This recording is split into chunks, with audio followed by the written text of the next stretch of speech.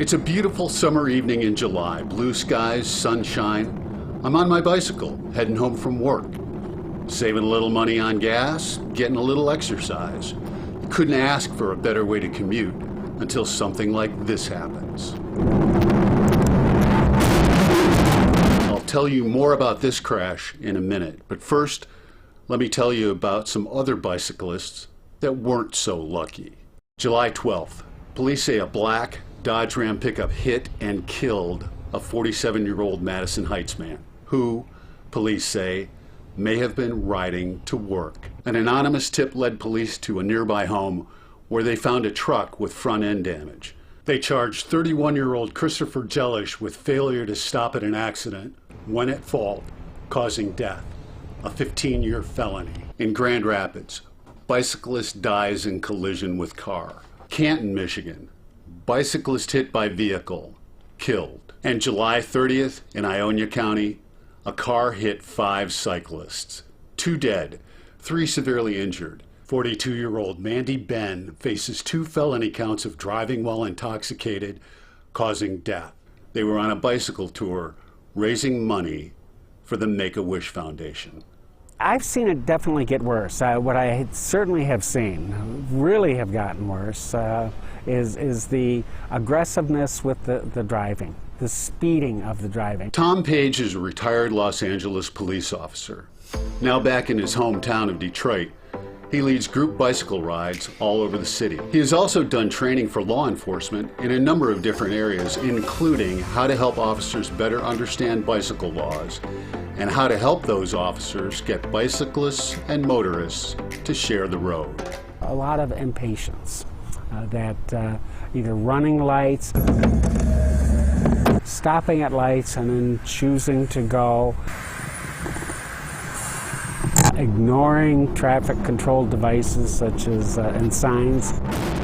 This is attorney Brian Waldman. One of his specialties, the laws regarding bicycles. Many people are surprised they're not motor vehicles under Michigan law. They're their own separate type of vehicle.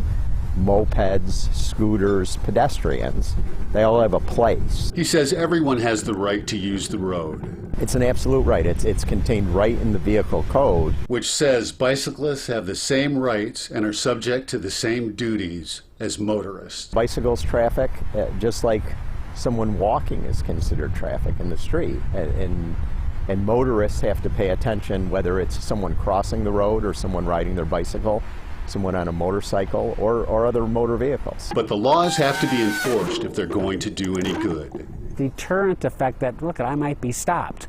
If you take that away from things, that only serves to allow the kinds of aggressive driving and the other bad driving that can particularly pose a hazard to bicyclists. Opened up my email this morning and saw that in Kent County, another cyclist was killed. Jeff Carrick is also a retired police officer and now works for the League of Michigan Bicyclists.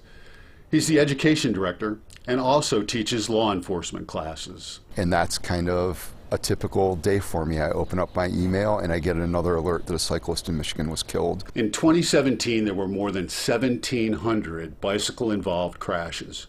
21 were fatal. In 2020, the number of crashes went down, but the number of deaths went up. 38 cyclists were killed. Working with lawmakers, the League just helped pass the state's 3-foot passing law, which says motorists must allow at least 3 feet when passing a bicycle. Right now, the League is working on an enhanced distracted driving law. After all, distracted drivers don't just hit cyclists and pedestrians.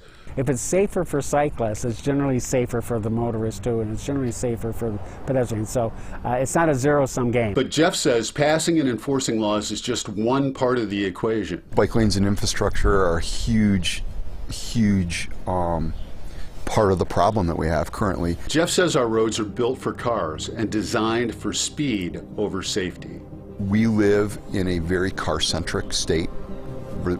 Detroit's the motor city, right? And road designs don't always take cyclists and pedestrians into consideration. What we do see are roadways built for a specific speed, be safe for automobiles, but it doesn't look at crash zones outside of the curbs. It doesn't look at placement of light poles and bus stops and all the other pieces to the roadway. It's not just for bicyclists. Ultimately, the benefit for the driver is that they're going to get safer roadways, they're going to get smoother roadways. But even bike lanes and laws won't protect cyclists from some drivers.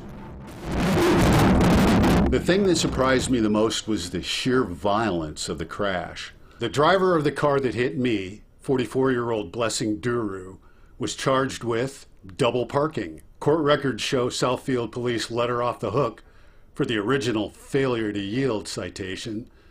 She still has to pay a fine, but no points on her license. While we were waiting for the police to arrive, she told me, I stopped at the sign, I looked for cars, there were no cars, so I went. A motorist in any situation has an obligation to drive in a way that's reasonably safe with regard to all roadway users. I was lucky, really lucky. I hobbled away from my crash with nasty bruises, a scraped up knee, and elbow. Some cyclists don't get to walk away. Now, about that ticket that was reduced to double parking, Southfield Police Chief Elvin Barron says some changes will be made. Yeah, in fact, he's directing his officers to stop reducing charges when a person is hurt. Effective immediately, he says, the officer representing the police department will not offer any citation reductions for at-fault vehicular accidents. For this week's Bicycle Safety Enforcement Campaign, the Office of Highway Safety Planning awarded grants to several Michigan communities for increased patrols, including Detroit and Ann Arbor. As for Ken, he reached out to the lady who hit him. Her husband called back, declined the interview, and said, hey, accidents happen. He's just glad no one was seriously injured or killed.